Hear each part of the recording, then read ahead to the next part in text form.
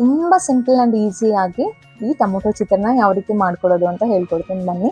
ಇದನ್ನು ಬೇಕಾದ್ರೆ ನೀವು ಬ್ರೇಕ್ಫಾಸ್ಟಿಗೆ ಮಾಡ್ಕೋಬೋದು, ಲಂಚ್ಗೂ ಕೂಡ ಮಾಡ್ಕೊಂಡು ನೀವು ಕ್ಯಾರಿ ಮಾಡ್ಬೋದು. ಟೇಸ್ಟ್ ಅಂತೂ ತುಂಬ ಚೆನ್ನಾಗಿರುತ್ತೆ. ನಾನಿವಾಗ ಸ್ಟವ್ ಮೇಲೆ ಒಂದು ಬಾಣಲಿ ಇಟ್ಕೊಂಡಿದ್ದೀನಿ. ಬಾಣಲಿ ಕಾಯ್ದಾದ್ಮೇಲೆ ನಾನು ಅದಕ್ಕೆ ಎಣ್ಣೆ ಸೇರಿಸ್ತಿದ್ದೀನಿ. ಹಾಗೆ ಸಾಸಿವೆ, ಉದ್ದಿನಬೇಳೆ, ಕಡಲೆಬೇಳೆ, ಹಾಗೆ ನಾನು ಇದಕ್ಕೆ ಕಡಲೆ ಬೀಜ ಕೂಡ ಸೇರಿಸ್ಕೊಂಡು ಚೆನ್ನಾಗಿ ಫ್ರೈ ಮಾಡ್ಕೊತಿದ್ದೀನಿ.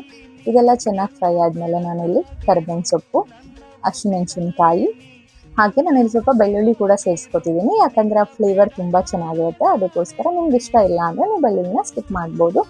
ಇದನ್ನೆಲ್ಲ ಸೇರಿಸಿ ಚೆನ್ನಾಗಿ ಫ್ರೈ ಮಾಡ್ಕೊ. ಇದೆಲ್ಲ ಚೆನ್ನಾಗಿ ಫ್ರೈ ಆದಮೇಲೆ ನಾನಿಲ್ಲಿ ಈರುಳ್ಳಿ ಕೂಡ ಸೇರಿಸ್ಕೊತಿದ್ದೀನಿ. ಈರುಳ್ಳಿನೂ ಕೂಡ ಸೇರಿಸ್ಬಿಟ್ಟು ನೀವು ಸ್ವಲ್ಪ ಹೊತ್ತು ಚೆನ್ನಾಗಿ ಫ್ರೈ ಮಾಡಬೇಕು.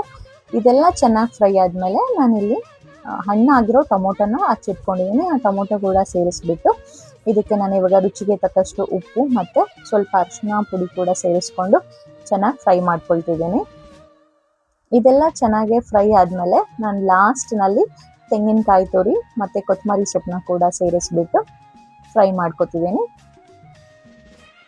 ಇದೆಲ್ಲ ಚೆನ್ನಾಗಿ ಬೆಂದಾದ್ಮೇಲೆ ಇನ್ನೊಂದು ಸರಿ ನೀವು ಮಿಕ್ಸ್ ಮಾಡ್ಕೊಳ್ಳಿ.